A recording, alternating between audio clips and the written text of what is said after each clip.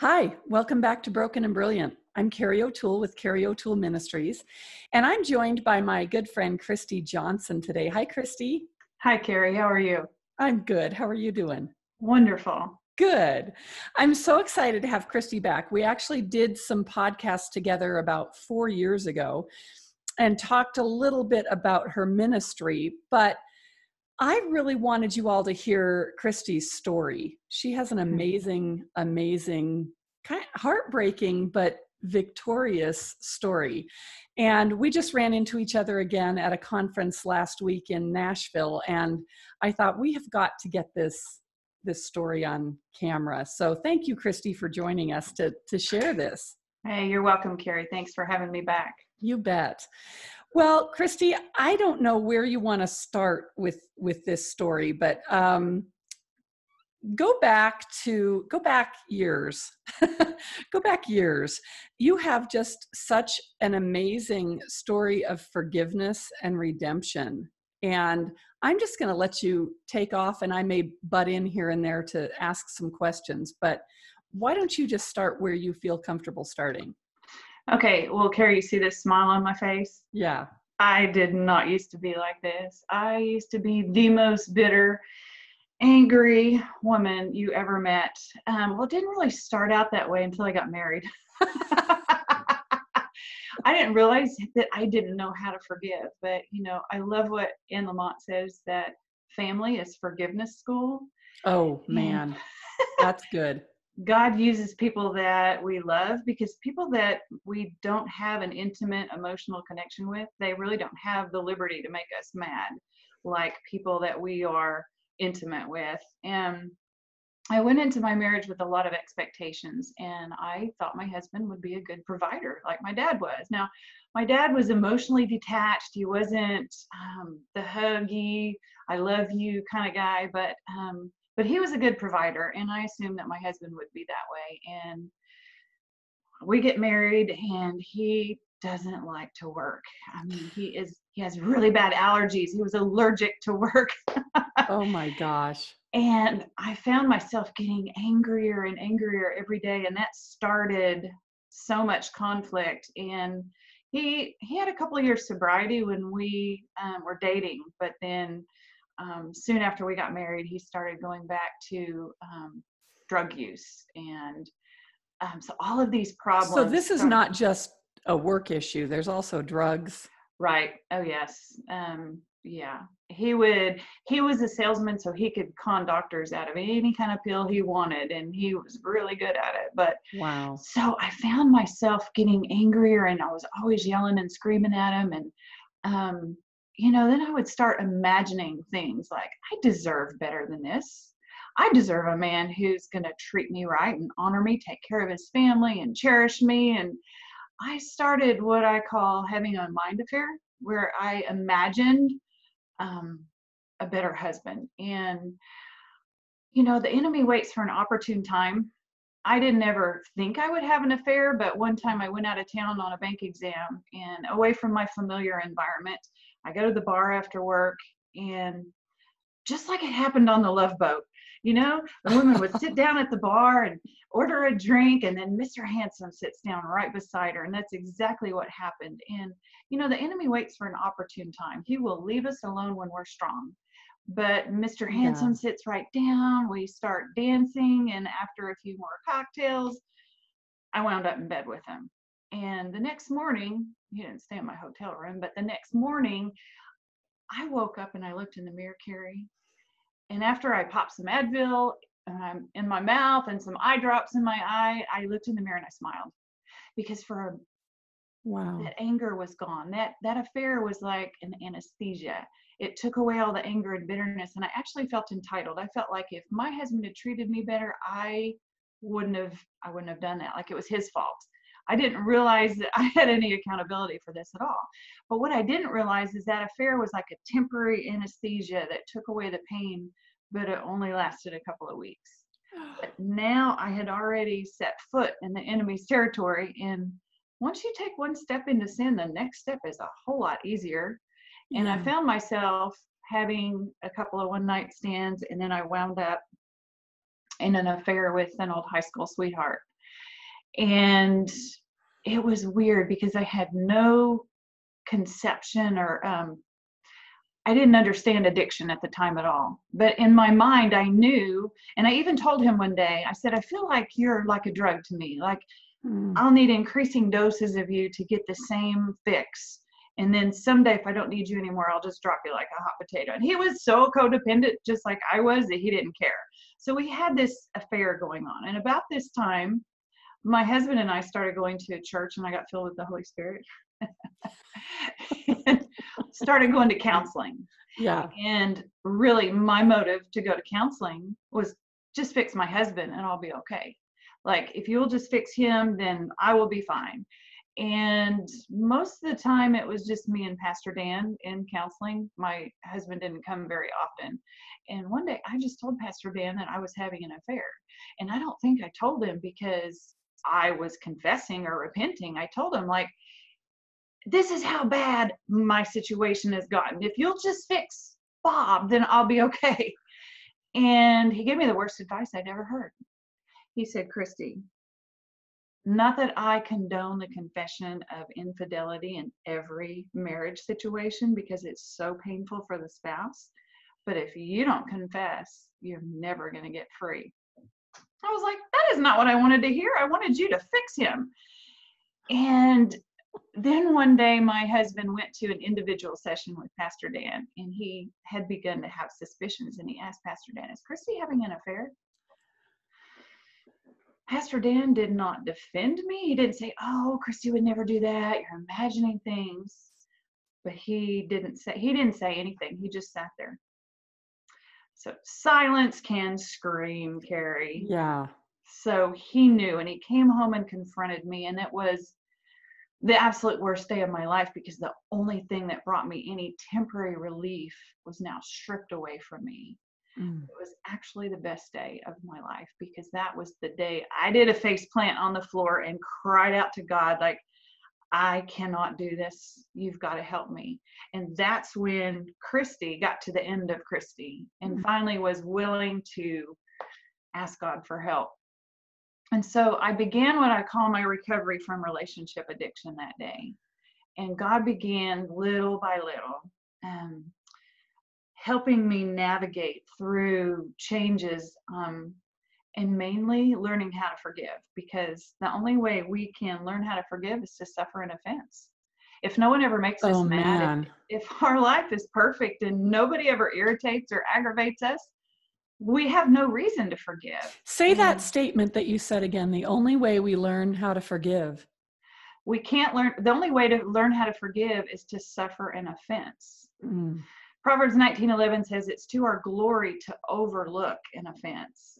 And that same word, overlook, in the Hebrew is also used when the children of Israel were escaping Egypt and there were the 10 plagues and the angel of death was coming to steal all the firstborns.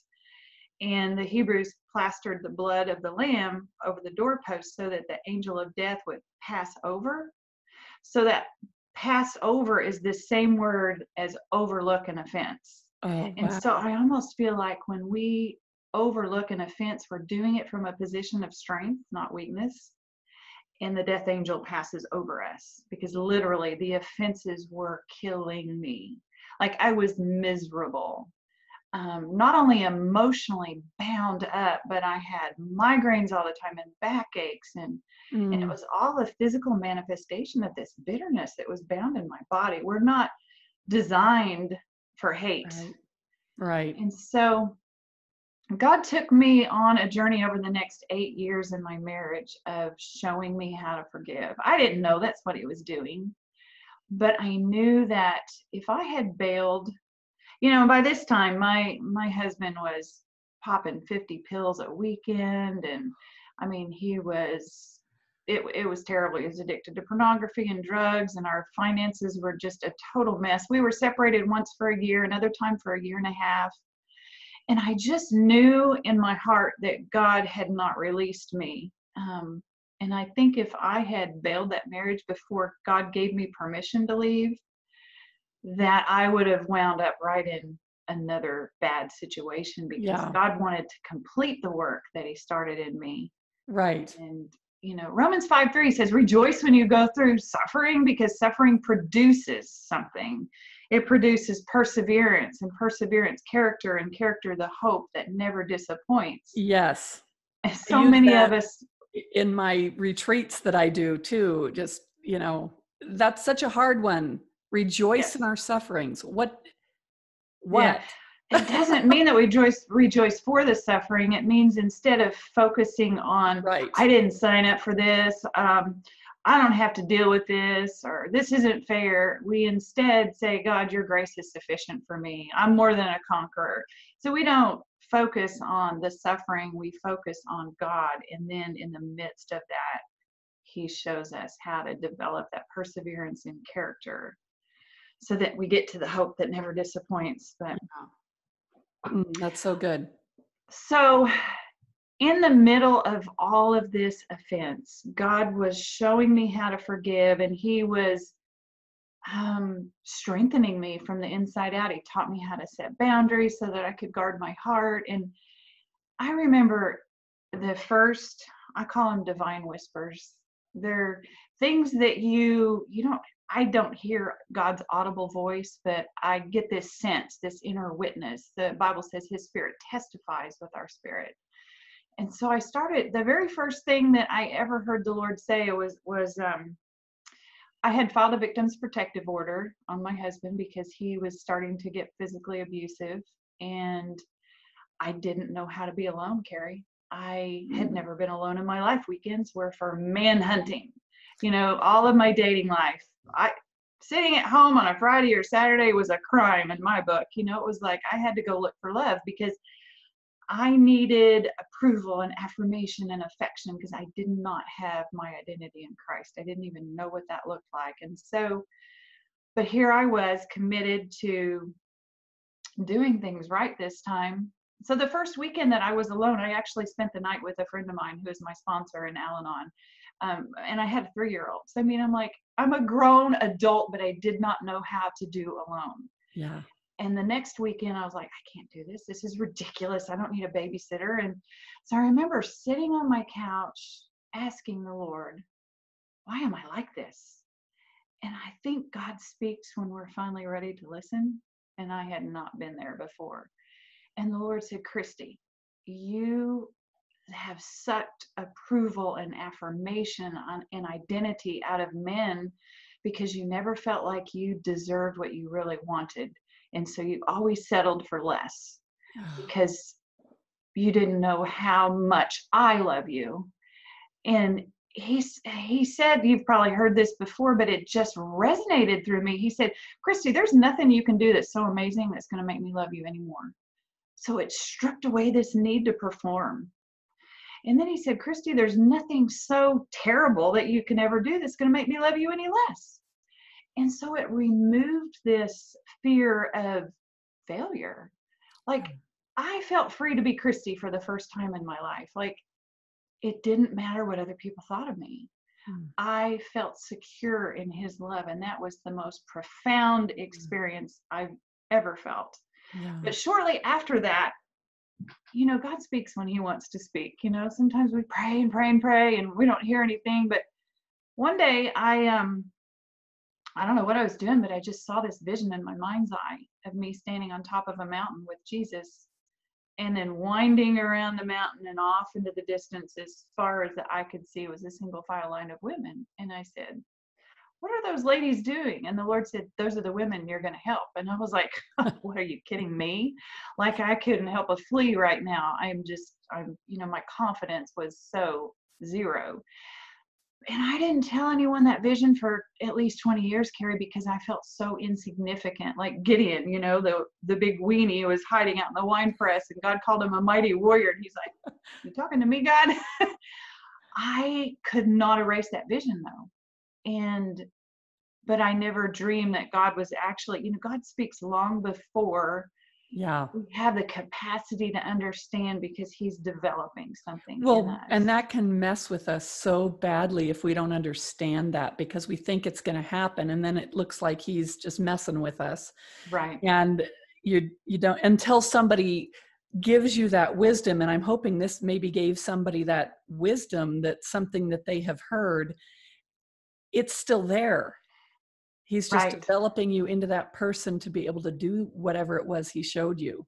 Right. Well, you think of Joseph, had a dream at 17, and then immediately he was sold into slavery, falsely accused of rape, thrown in prison, and 22 years later that vision Yeah. became a reality. So many of us get a vision long and we think it's going to happen overnight. But anyway, I didn't even think this vision was ever going to happen, because anyway. But in the midst of this difficult marriage, God began strengthening me, refining me, and I started taking Bible studies. And one of the first Bible studies I ever took was about communication with God. And our assignment was to write a prayer down to God and then wait for him to speak back to us and write down what he said to us. And I was like, what? My prayers were monologues. They were just, I spouted out everything I wanted and said amen. I never waited for God to say anything to me. That was such a novel concept. It was prayer's a conversation. So I wrote down my prayer, and I don't remember what it was, but I remember the date because it was in a journal. It was September 30th of 1993. And when I wrote down what God said to me, I'll never forget it, Carrie. He said, Christy, I'm so glad you're finally coming to me like this. I have so many things I want to share with you. Now, at this point in my life, I had 2 children, so there was 4 in our family. And the Lord said to me, I want to bless you and your family of 5, and I'm going to give you a son named Jacob in December, and his name will be a forerunner. And I was totally freaked out because my marriage was a mess. I didn't want any more children in the middle of this toxic marriage. Right. And honestly, I didn't really think it was God. I just thought it was all coming, but because God speaks through our mind, so it sounds like us, because it has to be filtered through our soul. But anyway, so I go to the library. This was back before the internet, so I couldn't look up what Jacob meant on the internet. So I go to the library. I'm really not convinced that I heard from the Lord, but the first baby book I found said Jacob means a deceiver. And I'm like, gee, thanks God, that's really spiritual of you to tell me to name my son a deceiver. But the next baby book I found said Jacob means one who gets ahead by an unfair advantage. And I'm like, chills ran all through me, because to me, that's what a forerunner was, someone that paves the way. And I'm like, oh my gosh, that really was God. And I thought, you know what, God, if you're going to give me a baby in December, you do not need my help. You did not ask me my permission to do this thing. You didn't ask me if I wanted another baby. So you're not getting any help from me. I've seen you do this immaculate conception before. So that's what it's going to take. No sex in March or April just to cover all my bases, And so when I didn't get pregnant, I thought I was off the hook. But when God said, I'm going to give you a baby in December, I thought I would deliver in December. He meant I would conceive in December. So when I got pregnant, I knew it was a boy, and I knew his name was Jacob. And I remember sitting, so that was one divine whisper. Another divine whisper, I was about 3 months pregnant, just sitting at a traffic light, minding my own business, waiting for the light to change. And all of a sudden, I just felt this name Sierra hit my spirit. I'd never heard the name Sierra before. This was 95. Now it's a very common name, but I knew it had something to do with Jacob. And I was like, oh my gosh, I'm having twins. Because it sounded like a girl's name to me. And everywhere I went, I gained 50 pounds with Jake. Everybody asked me, you having twins? You having twins? And my doctor assured me I was not. But the mystery was so intense, Carrie, that after I delivered Jake, I felt like an idiot. I'm like, yes, I have a college degree. I'm an educated woman. But I called the nurse over there after Jake was born, and I said, is there another baby in there? That's how intense this mystery of Sierra was. When Jake was 9 months old, my husband and I divorced. And a couple years later, I met John, my Redeemer husband. And I asked him one day when I could tell things were kind of getting serious, if you could have another baby and it was a girl, what would you name her? And without thinking, he said, Sarah. I'm like, that is about as close as you can get to Sierra, but it's no cigar. So I told him about this mystery, and a few months later he proposed, and one day we decided to fast and pray for our marriage. And I remember coming home from my lunch hour and decided to journal.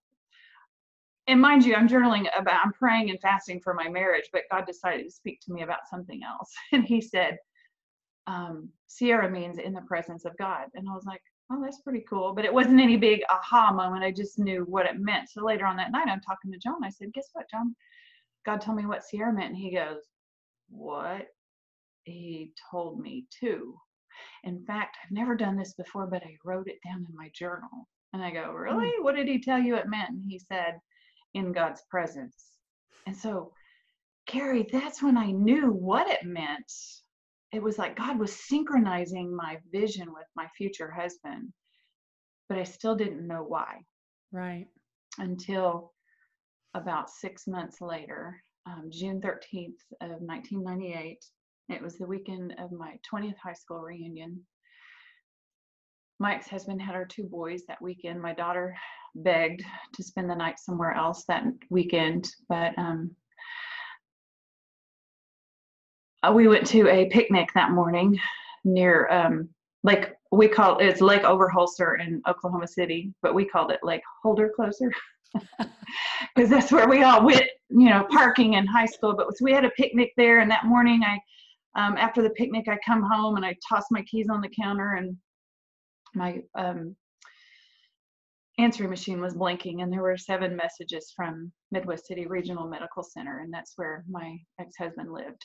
And so I knew it was not good. I listened to the messages, and they were urging me to call the hospital, and I got the doctor on the phone, and she said, your ex-husband's been in an accident. Garrett's in critical condition at Children's Hospital, and unfortunately, Jacob didn't make it. And in that moment, all I can remember is grabbing a hand towel. A box of Kleenex was not enough, and John drove me to the hospital, and all the way there, all I could do was, well, first of all, I called my prayer partner. I tell you what, this girl before she got saved, she must have been a gossip, because those people know how to get the word out faster than anyone. Like one phone call to Melissa, and bam, by the time I got to the hospital, there were tons of people there.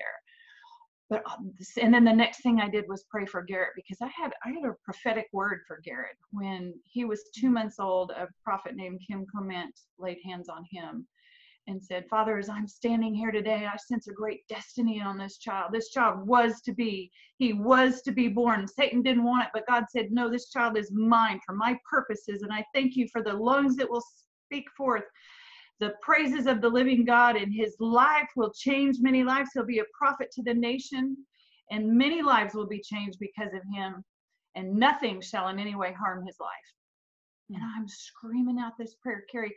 But when I got that word, my heart swelled. I thought, my son is going to be a prophet to the nation. His life is going to change many lives. And I never thought about that last line in the prophecy until that hospital ride, where I'm screaming out my prayer to God, and I said, God, you promised me that nothing would harm his life. I get to the hospital, and the sight of Garrett was just a shock. It looked like all his teeth had been knocked out. It was just black, dried blood everywhere. And he was clutching this, he was just smiling. There was this peace radiating on him, and he was smiling. It was clutching this stuffed animal. And I said, where'd you get that stuffed animal? And his face just beamed. He said, from the ambulance man. You see, when Garrett was 5 years old, his favorite TV show was Rescue 911, and he would line up all of his emergency rescue vehicles, his electronic fire trucks and his electronic police cars and his electronic ambulances, and wait for Rescue 911 to come on. But I never imagined he'd be a victim in his own episode. And thank you, Mr. Ambulance Man. I know. But I didn't know how to tell him about Jake, so I decided to wait until he asked, and And he was in the hospital 5 days. The results came back later on that day. He had internal injuries, a hairline fracture to it. He did not have any internal injuries, but he had a hairline fracture to his jaw. And he stayed in the hospital 5 days, and he never asked about Jake. He never asked about his dad. His dad survived, but finally, the day before he's going to be released, I knew I had to tell him. And I just walked into his room, and I sat down. I pulled up a chair, and I just took the deepest breath I'd ever taken. And I said, Garrett, what would you say if I told you Jake didn't make it? And he's got all these toys from the hospital. People brought him all these toys. And he's just swooping his Optimus Prime in the air, making imaginary gunshots. And he goes, Mom, I already know. And I'm like, what do you mean you already know? And he goes, well, when Jake got to go to heaven after the accident, I had to go to heaven with him, but God told me it wasn't my time. I mean, Carrie, I am picking my jaw up off the floor. And just for a moment, all this terror left me. And I'm like, you got to go to heaven with Jake? What did it look like? And he gave me this look, this look your kids can give you, like, you should know better than to ask such a silly question. He goes, Mom, I can't tell you that. It's a surprise. I'm like, Garrett, God won't care. I'm your mother. And he goes, no, Mom, I can't. It's a secret. Do you know a 5-year-old that can keep a secret? About 9 months later, Carrie, I was reading in 2 Corinthians where the Apostle Paul's talking about this man who was caught up in the third heavens, who saw inexpressible things, divine mysteries, things that man was not permitted to tell. And that's where God took my son, my 5-year-old son, that I did not have the capacity to bring comfort to him, but God did. God visited him, and Garrett came back with this lifetime supply of peace that's never left him. He never blamed his dad. He was driving under the influence of Xanax, methadone, Demerol, Benadryl, and Valium. He never had a nightmare. He never grieved like the baby book said. So God has the capacity to speak to our children in such a profound way that I was totally unequipped to do. The next morning, okay, so I kind of got ahead of myself a little bit. That was on day 5 after the accident, but the morning after the accident, I had spent the night in the hospital with Garrett. And that place where you're waking up and you realize, I don't want to wake up. I know I'm facing something terrible, and I wished my brain had like a knob, like a TV, where I could just change a channel. But instead of waking up to this tragedy, the presence of God filled Garrett's hospital room. It was so profound. His grace is more than sufficient if we will take it. Sometimes we go, oh God, I don't need that. Or we don't take it, but this glory cloud just filled Garrett's hospital room, and the Lord said, Christy, I was there at that accident. And at the moment of that impact, my hand extended out of heaven, and Jake said, see you later, guys, I'm out of here. And I was like, Carrie, that one little glimpse of God's glory. It's like in times of tragedy, there's only 2 options. We can linger in despair, or we can take the grace. And I decided to take the grace, but then this is the most amazing thing. This is when the mystery that I had carried for years, God finally revealed to me. And if I hadn't have listened to what Jacob meant, if I hadn't listened to what Sierra meant, in the time of my darkest need, I would have missed it. But God began to tell me, he said, Christy, I gave you that name Jacob before you were pregnant with Jacob, because this day did not take me by surprise. All of our days are numbered, but Jacob, the forerunner, he did get ahead of you by an unfair advantage. But to him that overcomes, I give a new name. And today I've changed his name to Sierra, and he is in the presence of God. Carrie, that knowing that nothing took God by surprise was such a comfort to me. I can't explain the peace and the joy that brought me. And I forgave my husband. I had to, because if I didn't forgive all the offenses that I had endured for the 8 years, even one time my husband threatened to come after me with a shotgun. I mean, every offense that I suffered prepared me for the day that I would have to forgive the greatest offense of my life. And nobody would have blamed me. They would have thought I was justified in my anger. I'd have every right to be angry. My ex-husband was driving under the influence. He was responsible for the death of my son. But yet I didn't forgive so he could be free. I forgave so I could be free. I didn't want to go back to that bondage of bitterness, that relapse. If I chose not to forgive and I took that bitterness again, I would have gone right back to that bondage of bitterness that I lived in for so many years. And I wanted to take the joy. I told my pastor, who was doing Jake's funeral, that I had to share that story. And he said, no, maybe you should video record it. You know, I'm like, no, it has to be live. I have to. So Garrett and I both shared at the funeral. Carrie, the joy was so profound, I never shed a tear, because God makes beauty out of ashes. It does not make sense. How could the Apostle Paul write something like, I delight in weaknesses, I delight in hardships, I delight in difficulties, in insults, in persecution?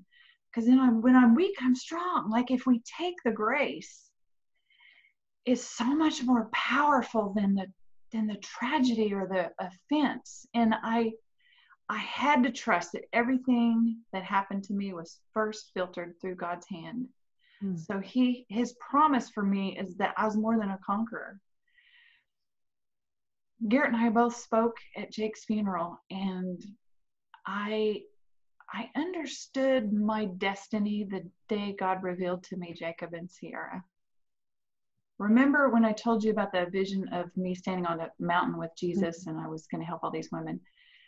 That morning, I understood that vision, that this story was for that purpose, that every offense I suffered, the joy that God filled Garrett's hospital room with that morning, I knew it wasn't just for me. And I knew the only way I could keep it was to give it away.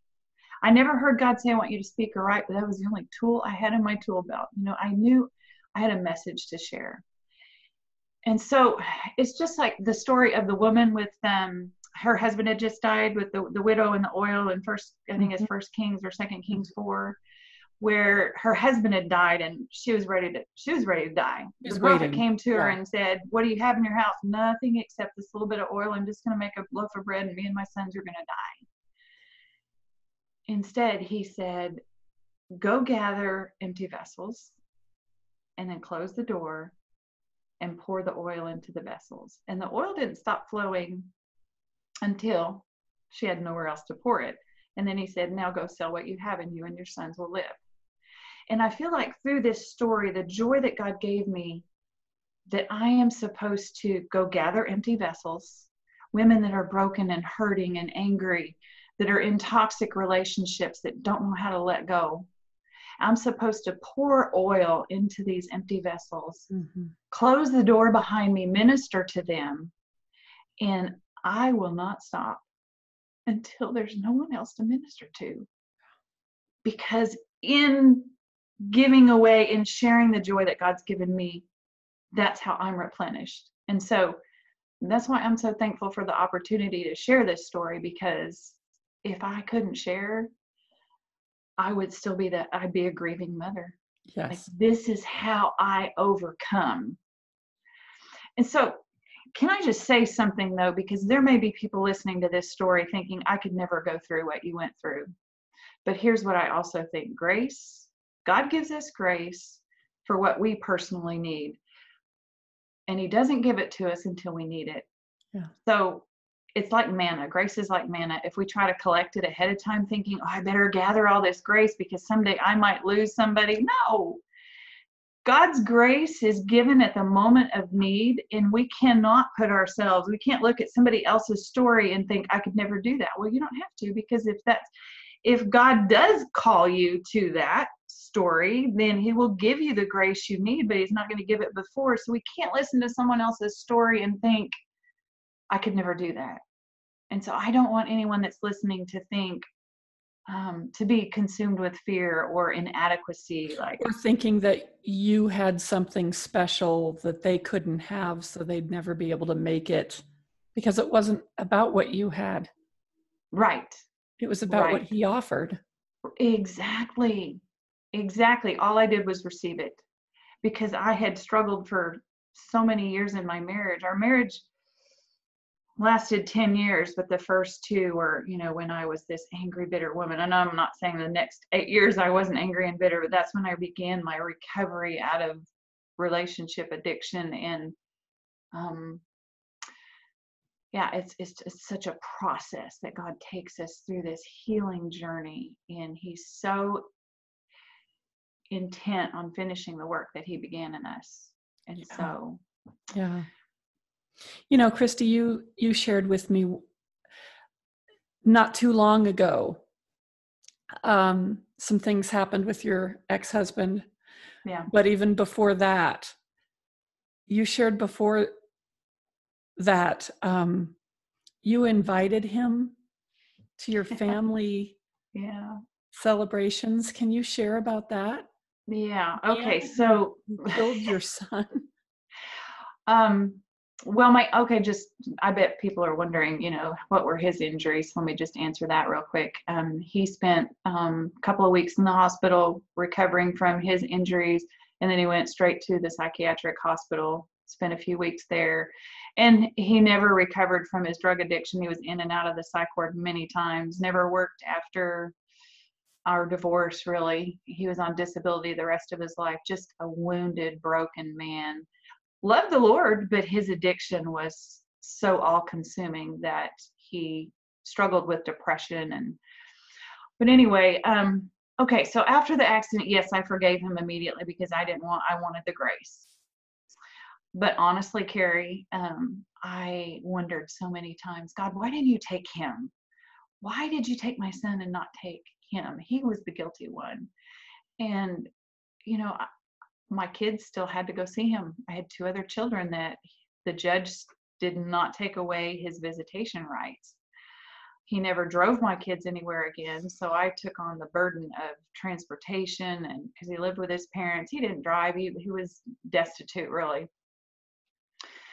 Finally, I could see what this anger and self-righteousness was. Not the anger, because I had forgiven him. It was more self-righteousness and judgment that I had. Like, he was so wrong, and I didn't want my kids to be blindsided to his behavior. So I wanted to be the informant so that they weren't confused.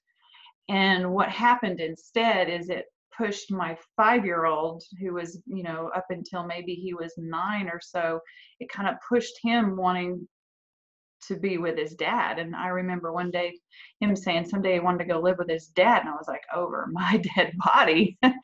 And what I saw happening was Garrett was too young to process all this, and so it made him want his father even more. And so, I kind of graduated to this place where I loved Bob in the name of the Lord. It was just self-righteousness, smugness. And I wanted my kids to have a relationship with him, and my husband wanted Bob to be the biological father to his children. He didn't want to remove that title. He wanted to see Bob recover, and the Lord told him to mentor my husband. So for several years he did. And, on holidays, he would come to our house, and really honestly, Carrie, about the maximum amount of time that I could tolerate his presence was 2 or 3 hours, because, sometimes he'd come over and he would be semi-sober, and then other times he'd fall asleep at the table because he was so drugged up, or he'd fall asleep on the couch, or he'd want to monopolize the conversation, and I'd be like, who's coming to pick him up? I can't wait for his ride to come. It would be like I couldn't wait till it was over. And then, I one day, it was just this,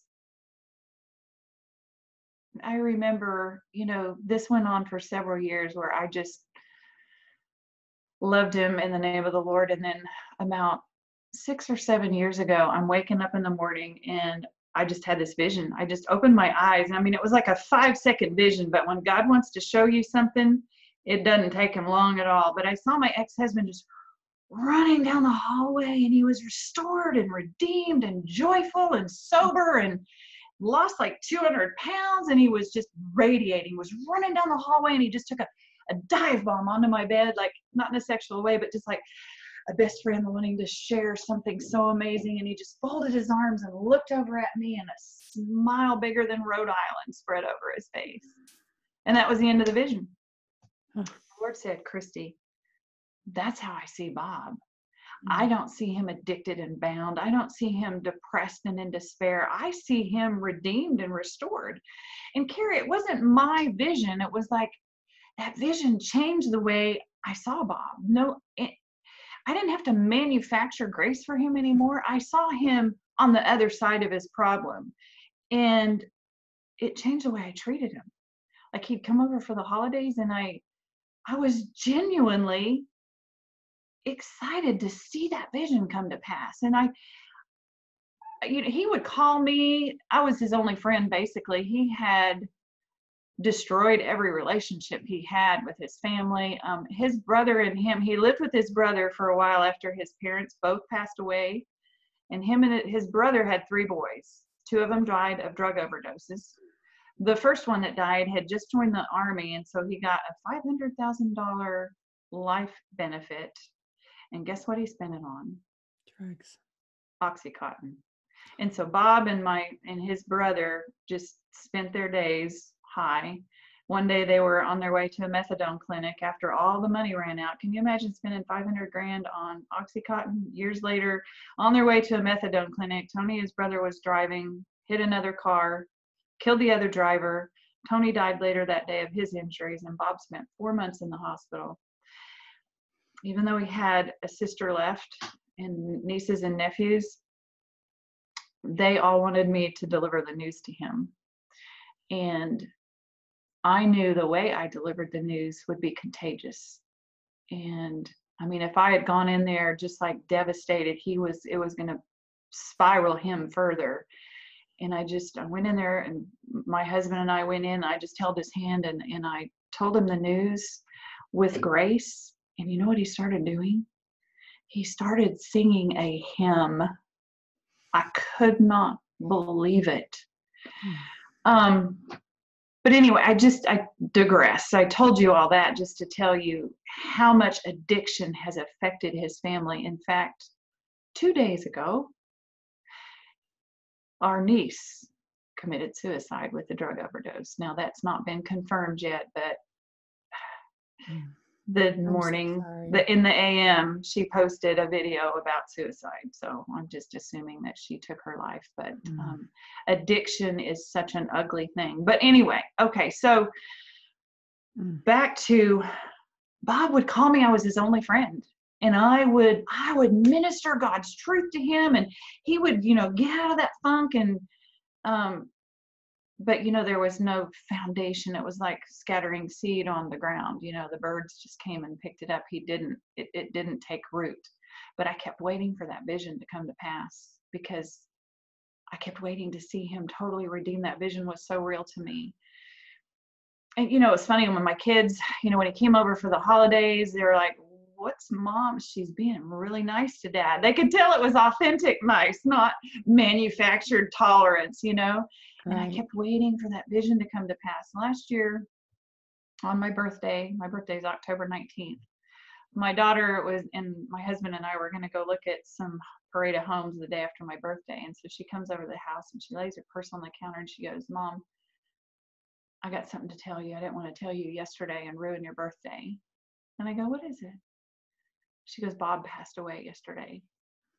And Carrie, I just whirled around, and just this flood of anguish hit me. And she was so shocked by my response, because by this time she was indifferent to him. She really didn't care anyway, I wanted to see that vision come to pass, and it just haunted me. But a few days later, God showed me in Habakkuk, where it says, "Write the vision down." it is yet for an appointed time. It will come to pass. And I felt like the Lord said, Christy, I gave you that vision years ago so that you would know on your birthday, just like Bob, to crash your party, he came running down the hallway to tell you, I'm finally free. And that the joy of that vision given years before was so profound to me, to know that even though he died in brokenness and despair, he's really free now. Yeah. And I just praise God that I heard that divine whisper, that I paid attention, that I pondered it and cherished it in my heart, because what if I didn't know where he was today? You know, not everyone that dies in anguish and despair and drug addiction or even suicide. I don't know. I'm not the judge. I don't know who goes to heaven or hell. But just because someone struggles all their life with addiction doesn't mean that God's grace doesn't meet them at their point of death. Mm-hmm. Christy, I've heard your story several times, and you've shared little parts of it at different times. I think this is the most complete hearing I've ever had. Really? From beginning to end. And I know there's more, but all the little God whispers, all the little things that he did to prepare you and then to comfort you, and not only just comfort, but to make you thrive. Right. Even in the midst of all of this. I mean, one of these things may have been enough to take somebody out. Yeah. And, you know, you're just, thank you for your vulnerability. And when you mentioned earlier about the mountain and the women following behind, I want to say there's men in there too. I don't know that was in your vision, but this podcast is not just for women. Right. And I just know my audience from that vision is, you know, that's who God's mandated me to reach. But you're right. Absolutely. But this podcast is not just for women. Right. There's men who need to hear this. There's men who don't know how to forgive. There's men who are struggling with some of these same things. And so, you know, I don't know whether this is from God or whether it's just in my imagination or what, but I see that there's more than one line, and it's not just women. I think this message is for a lot of people. You know, today I would say, Carrie, I know this sounds twisted. I would do it all over again to be who I am today, because I'm not that bitter woman anymore. I'm free of that bitterness that used to rob me. And so if we can learn to look at offenses different, you know, I love the Chinese language they have two symbols for the word crisis. One means chaos, and the other means hidden opportunity. So if we can begin to look for the hidden opportunity in things that we struggle with over and over and over again, you know, it's like God giving us a retake, like, because he wants to finish the work. He wants us to pass the test. And so when we find ourselves struggling with issues that just seem to be on repeat, keep coming up. That's when we say, okay, God, I get it. And that it happens to me all the time. I'm like, I get it. What do you want me to surrender? What do you want? What are you trying to finish in me so that I can be what your word promises, mature and complete and whole and lacking no good thing. You know, when I'm working with families in crisis or in trauma, and we talk about, you know, how could this be coming up again? How could this happen again? I thought I had gone through everything. Why would God allow me to go through it again? And I always say, you know, the only reason he would allow you to go through it again is because he wants to heal it to the core. Right. You know, he's not cruel. He's not just allowing you to suffer again and again and again. But when he brings up something that feels like something from the past, it's like he's giving you that opportunity to not only heal it this time, but that time way back there too. Right. Yeah, I'm just so thankful for what he's done in my life. And, you know, if I had stayed in that bitterness, like I had mentioned earlier, nobody would have blamed me. But then what would I be teaching my children? Right. Yeah. Right. Yeah, your legacy is moving on and you're breaking off some things that Mhm. they don't then have to deal with. Right, And that's such a beautiful thing. As we right, think about our legacies and what do we want to leave to our children? Do we want to leave anger and bitterness and resentment and unforgiveness, or do we want to leave grace and right. forgiveness and healing and health and power and all of that? Because you are a powerful woman and it's just amazing to see. I never knew you as that angry, bitter woman. I've only known Right. you in the new, and it's Yeah. so beautiful. So Christy, tell us a little bit about what's going on in your life now. I know you have a book coming out. Okay, so this book I'm really excited about. It's called Free Looks Good on You, Healing the Soul Wounds of Toxic Love. And it's really a journey through forgiveness. But, I hesitate to even tell women that it's about forgiveness, because sometimes if somebody had told me to read a book about forgiveness when I was bitter, No, thank I would you. have said, no, thank you. Exactly. I didn't want to forgive. I wanted him to be fixed. But really, I hate it when people say, just let it go, or forgive and forget. Well, I'm sorry, I'll never forget the day my son died. We don't have the capacity as humans No. to erase our memory, but we have this misconception about what forget means. It doesn't mean that we forget. It means we just choose not to remember it. That's what, when God says he'll cast our sins into the sea and remember them no more, it doesn't mean he forgets them. It means he chooses not to bring them up into our face again. And how many times do we do that when someone makes us mad? We bring the matter up again. But God says, I won't bring it up. I won't hold it against you, and I won't recall it. I won't remember it. But remember and forget are not the same thing. And in the Hebrew, it just means he won't bring the matter up again. But anyway, so how do we Yes. let go of an offense? And Yes. so this book is based on a castle theme, because we're the dwelling place of God. God lives in us. We are the container of where he lives. And so we start out with a blank castle, because I think there's prerequisites to learning how to forgive and make it stick. Because bitterness is like a boomerang. We forgive somebody and then it comes back, and we're like, and we forgive them and then it comes back, because we haven't learned how to make it stick. And so the first thing that I guide women through in this book, and it's great for men too, is we're going to put windows on our castle. If we can't see, let's say that someone comes to your house and robs your house, you're going to figure out how they got in, right? Let's say they came in through a window upstairs that was unlocked. Well, you're going to go lock that window. Lock the window. But what if you didn't? And the burglar comes back and he goes, Carrie's house is real easy to get in. I know where she keeps it unlocked. And, he keeps stealing all your stuff all the time, because there's a unprotected area in your house where it's easy for him to get in. Well, that's what the enemy does. He finds our areas of vulnerability. In the areas that you're weak, somebody else may go, can't believe Yeah. that bothers her. That's no big deal. Well, they have a different area of vulnerability. So the first thing is examining offenses in our life to see where we are vulnerable. If we can identify how the enemy keeps getting in our castle to cause bitterness, then we can begin to put guards in place to protect that area of vulnerability. Then the next part of the castle is we're going to put a door on our castle. And what this represents is learning how to take our thoughts captive. Like, we get to decide what thoughts come into our castle. Like, somebody rang your doorbell and it was a door-to-door solicitor, or you get to decide whether you want to let them in. If it's your neighbor wanting to borrow a ladder, you probably open the door and let them in.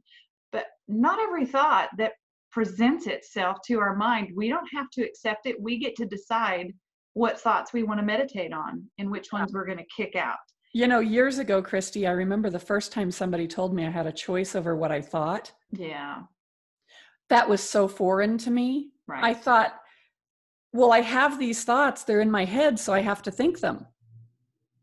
Yeah. I'm just thinking, I didn't do anything. Sure. And I didn't realize that there are thoughts that come to us from outside of ourselves and that we don't have to allow them to stay. Right. And even if it is within myself, if it's not healthy, Yeah, I don't right. have to sit and think on it. Right. So we get to choose, but then we can't erase our thoughts. We can't just we have to replace them. So if a toxic thought comes to our mind, we have to, if a thought of depression comes to my mind, if I think about it, as I think in my heart, so shall I be. If I'm going to think a depressing thought, then guess what? No surprise that I'm going to be depressed. And so I call it the Philippians 4:8 test. If anything is pure, lovely, admirable, excellent, or praiseworthy, think on that instead. And so I have to learn how to have almost like a premeditated list of things that I'm going to think about when I'm tempted to think about I'm not enough, or, I don't measure up, or I'm inadequate. Those are some of the thoughts that I personally struggle with. Those are my areas of vulnerability. Like, I'm not where I should be, Yeah. when we measure ourselves against somebody else's success, we can either come out ahead and feel prideful or come out, behind and feel shameful. But I get to decide, what I'm going to think about. And I know that that is going to take me down the wrong trail. So I have to decide when that thought presents itself. I'm going to remind myself, renew my mind that I'm more than a conqueror. If God be for me, who can be against me? And I have to choose to redirect my thoughts. So those first two things are so vital to forgiveness, because if we don't see where the enemy comes in, we're going to ignore shutting that window. And if we can't control our thoughts, then when bitterness comes back, because the enemy will go, he's going to remind you of that offense again. And then if you don't have the discipline to kick that thought out, then that bitterness comes back in. That's good. Then the third thing in the castle is you're going to build a moat. And I love this because the moat represents boundaries. And so many of us don't know how to set healthy boundaries. We don't know how to articulate them. We don't know what is an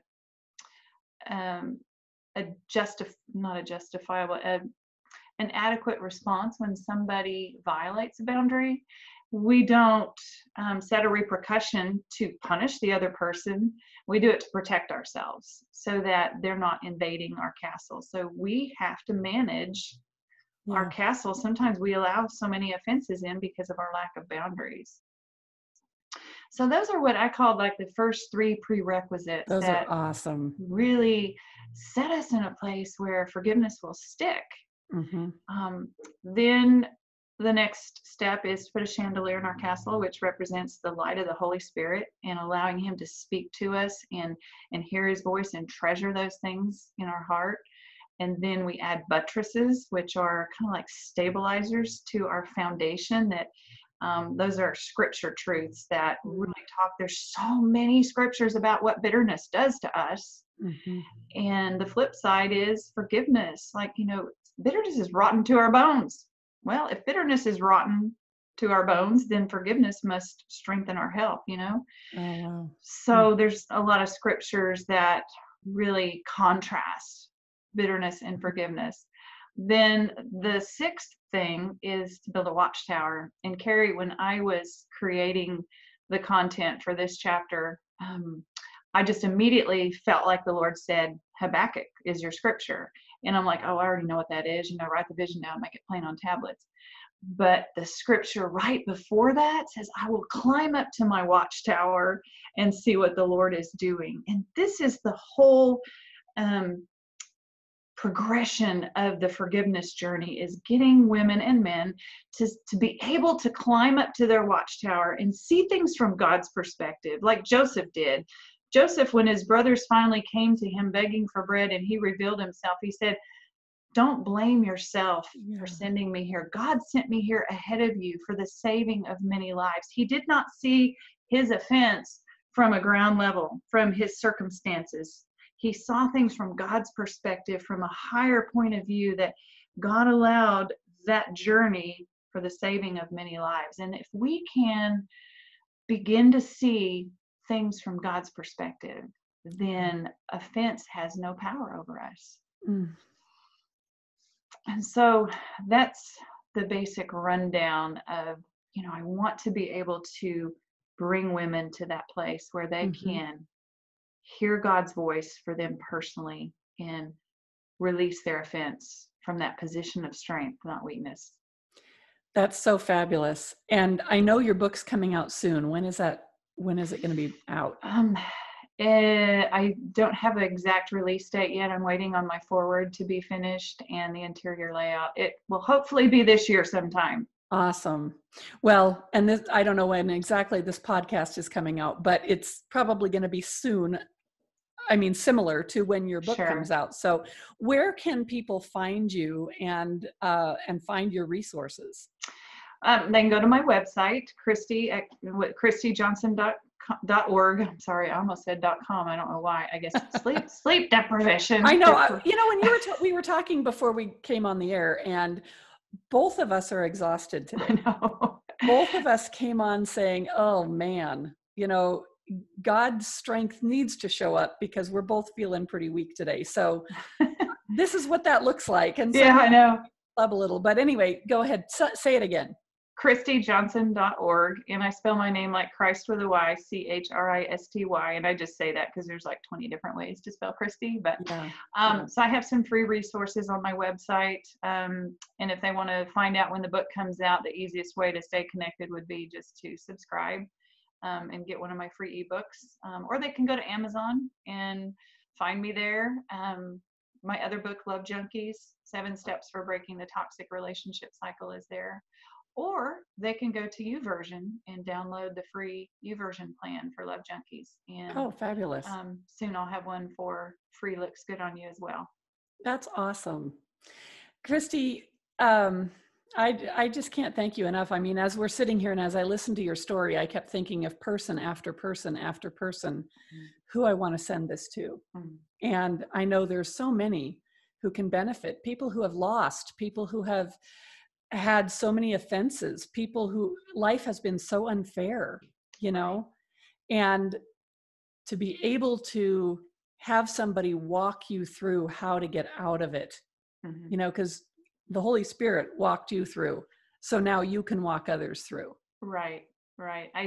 I'm just, I don't think it's the memorization of scripture that sets us free. It's the application of truth that brings liberty.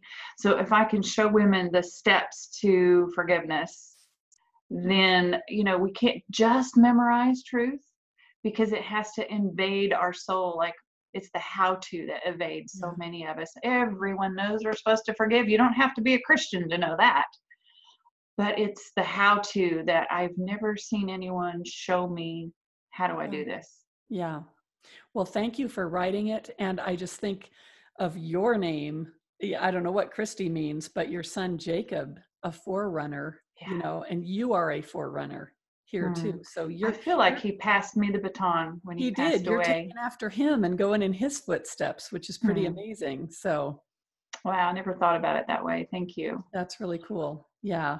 Well, I love you, Christy. Thank you so much for your time today and for sharing such a heart-wrenching but important story. I know every time you do it, you know, it does bring it all back. And I appreciate that and I honor that. And so thank you for being willing to do this with me today. Absolutely. My pleasure. Thank you, Carrie. All righty.